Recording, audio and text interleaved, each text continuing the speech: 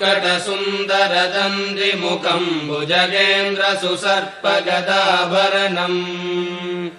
गजनीलगजेन्द्रगणाधिपतिम् प्रणतोऽस्मि विनायकहस्तिमुखम्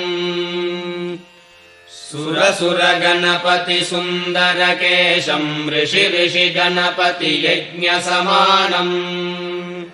भव भव गणपति पद्मशरीरम् जय जय गणपति दिव्य नमस्ते गजमुखवक्त्रम् गिरिजापुत्रम् गणगुणमित्रम् गणपतिमीशप्रियम् करधृतपरशुम् गङ्गणपाणिम् कपलितपद्मरुचिम् सुरपतिवन्द्यम् सुन्दरनृत्तम् सुरचितमणिमकुटम् प्रणमत देहम् प्रकटितकालम् षड्गिरिता